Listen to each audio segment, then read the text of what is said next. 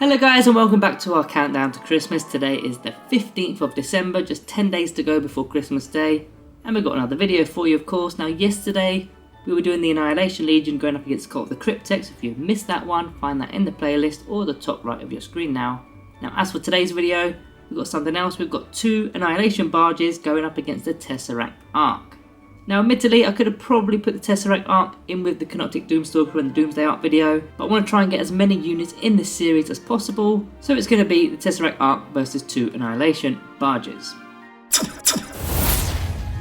Right, so when you're taking two Annihilation Barges, it comes to 240 points at a base cost, whereas if you're taking a Tesseract Ark, it's coming at 170 at base cost. Now what we're going to do for this video, we're going to add the upgrades on now. So we're going to have two Gauss Cannons, which is 30 points. That'll bring it up to 200 points. Still not quite 240, which the Annihilation Barges are. Right, so let's begin with the stat line. What stats do the Annihilation Barges have better than the Tesseract Ark? Now, they've got 8 wounds apiece with the barges, but remember we've got 2 of them in this video, so that would be 16 wounds as opposed to the 10 on the Tesseract Ark. So you're paying that 200 points for only 10 wounds there. And of course the attacks as well. I mean, it's not that important, the attacks, but the barges have a combined total of 6 attacks, where the Tesseract Ark has 3. Right, so that's what the Annihilation Barges have better in terms of stats. What about the Tesseract Ark? There's only one here, which is the toughness being toughness 7. The Annihilation Barges toughness is only toughness 6. Now both of them do have the quantum shielding, which we'll go over in a moment. Important to note here that all of these models fly, and of course the Annihilation Barges do not have a bracket table. So I think for the amount of wounds you're getting with the Annihilation Barges, well 2 of them, I'm going to give this point to those 2 barges. Right, next on to the abilities. First of all, what do they have in common? They've both got the Quantum Shield ability, so they can't be wounded on less than a 4+. They've also got the 5+ invulnerable save to all these units. Now when you're talking about the Tesseract Ark, it also has the Containment Field ability, which is actually a 4+ invuln. So even though the Quantum Shielding is a 5+ invulnerable save, it gets bettered by the Containment Field invuln save, which is a 4+.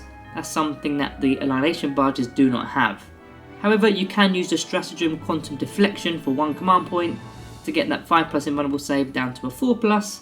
But yeah, that's going to cost you 1 command point, and you can only do that once per phase, so you can't be doing that on both of those barges, of course. Something else worth noting here, they've both got the Explode ability, but with the Tesseract Ark, the vehicle explodes on a 4+ rather than a 6+, and it's also going to be doing D3 mortal wounds and not 1 single mortal wound per unit. So that can work in your favour, might not, because it can also explode on your own units, but it is something to mention in this ability section. But overall, I think I'm going to give this one to the Tesseract Ark. Having that 4+ containment field save naturally is definitely going to be much better than spending command points to do the same thing.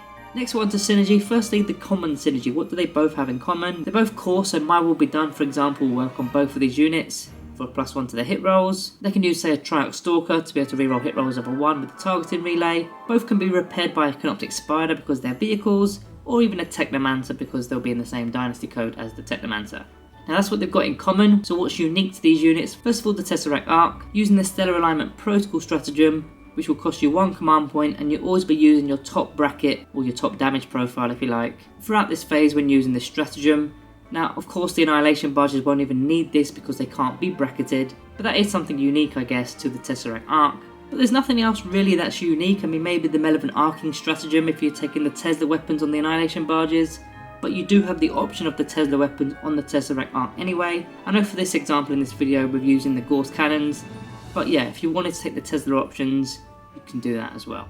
Right, let's get on to the weapons, starting off with the Annihilation Barge's weapons. So first of all, you can take the Gauss Cannons, which are 5 points each, but for this video we're going with the Tesla. We're trying to make them as cheap as possible just to compare the points cost to the Tesseract Arks. But to be honest, I actually prefer the double Tesla on the Annihilation Barges because they're anti-infantry. They're not going to be doing too much against power armor anyway. So when you've got 3 Tesla cannon shots and then 10 Twin Tesla Destructor shots on 2 models, that's going to be a combined total of 26 Tesla shots. Some of them are strength 6, some of them are strength 7, but you shouldn't really be shooting at things that are toughness 6 or more anyway. This is mainly for light infantry, so I normally tend to speed dice with these and throw them all in the same one. Of course it does depend on what you're going up against, so you have to be careful with that. So if you've got 26 shots, roughly that's going to cause 17 wounds on average to those light infantry models. So that's obviously before an armor saving throw has been made. So it's barely going to kill a single Terminator. Maybe it kills 3 Space Marine troops. But in terms of toughness 3 Guardians, for example, you're going to be removing around 14 of them, which is pretty decent. And that's clearly what these things are good at, removing low toughness and low armor save models. Right, so let's get on to the Tesseract Ark. We've already established we are taking the Gauss Cannons. and you're taking 2 of them with Tesseract Ark, so that's going to be 6 shots at strength 6 minus 3 AP and the damage being D3. That might kill a Terminator, might kill 2 Space Marine models, but this time it's only going to be killing 3 Guardians. Not quite the 14 that we've just seen with the 2 barges. Then we've got the big weapon to go, of course. So we're going to stick to anti-infantry because that is what this video is all about. Again, we could have compared this to the Doomstalker and the Doomsday Ark, but this is an anti-infantry video because that's what the Annihilation Barges kind of do anyway. So you're either going to be using the Particle Hurricane or the Seismic Lash weapon profile because it's got 3 profiles within the datasheet. All kind of depends on what the enemy is, what their toughness is, and of course the range as well. But by using these weapons, you should get rid of a couple more Guardians or maybe a Space Marine model at a push. So as far as an anti-infantry option goes, they're pretty much on par going up against toughness 4 power armor kind of units. But when it comes to toughness 3 units, the 2 Annihilation Barges win by a landslide. So purely judging this on an anti-light infantry unit, yeah, the Barges are definitely winning that. However, we have not spoken about the other alternative profile that the Tesseract Ark has. So it has a bit of flexibility because it's got the Solar Fire option, which is 36-inch range, heavy D6, strength 8, minus 3 AP and D6 damage. And thankfully you don't need to stay stationary with it, and it also doesn't have the blast keyword attached to it. Again, this probably should have gone into the other video, but hindsight is 2020 after all. But we've got to add that into the advantages section later in this video, of course. So scoring against anti-infantry, yeah, I'm definitely giving that point to Annihilation Barges, but for overall damage potential, I think you've got to give that back to the Tesseract Ark. So you can kind of call that one a tie. Now, let's get on to the general purposes of both these units. Starting off with the 2 barges, so they're only really anti-infantry, they're not going to be going up against monsters and vehicles, that's not what they're good at. They can tank on an objective, especially with the Necron dynasty, for objectives secured. They can also do ancient machineries because they're a core unit as well. And potentially you can just charge into unit and to tie them up to prevent them from shooting, bearing in mind that you can still shoot into combat because you are a vehicle.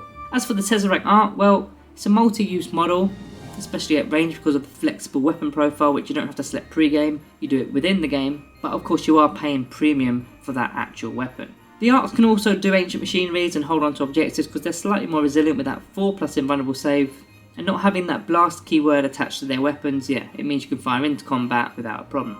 Right, so let's get on to the summary for the 2 Annihilation Barges going up against the Tesseract Ark. Starting off with the 2 barges and the advantages. So there are of course 2 separate models, they can be doing 2 completely different actions either side of the board, and the 2 targets of course for your opponents to deal with. They're much better going up against toughness 3, we've already established that in the maths earlier in this video. They got more combined wounds as a total, having a total wound of 16, and their stat profile does not degrade. That's the advantages. The disadvantages, well, only toughness 6, not toughness 7. Individually they've only got 8 wounds per model, although combined they do have 16. They've only got the 5+ invulnerable save, although it can be upgraded, but it's only a 5+ naturally. And finally, they're only really useful against those toughness 3 models because going up against toughness 4 onwards, yeah, they're not doing that much for what their actual points cost is. You're better off just getting Locust Heavy Destroyers or even the Doomsday Ark, for example. Right, as for the Tesseract Ark, advantages are so more wounds per model, because it starts off with 10 wounds. It's got that flexible weapon profile, there's 3 profiles within a single weapon, and you get to choose it before shooting, pretty good. It's got the 4+ containment field save, it's got toughness 7, and finally you can make this model even cheaper when not taking the Gauss cannons and if you do take the particle beamers. That will put it at base cost of 170 points. Disadvantages, well, you've got a damage table. It's the movement, the ballistic skill, and the amount of attacks it has that gets degraded. Now, it's only really the movement and the ballistic skill that's of any use to us. That ballistic skill in particular is very key. 200 points for 10 wounds is very pricey, basically 20 points a wound. When you compare that to other units in the Codex, for example, Canoptic Spiders, they're 10 points a wound. Necron Warriors are 13 points a wound. Not as good as the Annihilation Barges are, going up against Toughness 3, of course. And finally, can only be in one place at a given time, whereas the 2 Annihilation Barges can be in 2 different places. So it's time to make my decision on which units I will be selecting and why. Now, before the video began, I thought I'd be siding with the Tesseract Ark. Having that flexible weapon profile I thought was going to be key, and because the Annihilation Barges don't actually do that much to most units in the game, I thought, yeah, this is going to be an easy win. However, after doing this video, I think I'm going to side more with the 2 Annihilation Barges because they've got other uses in game, mainly sitting on 2 complete separate objectives. Again, with the Necron Dynasty, Eternal Conquerors, having objectives secured, you could be holding on to them objectives with 8 wounds, quantum shielding, still firing and doing a little bit of damage.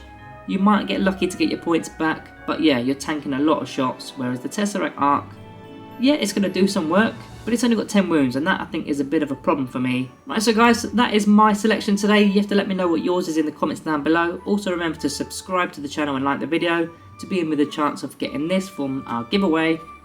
Other than that, all that's left to say, thank you all for watching. I'll see you tomorrow.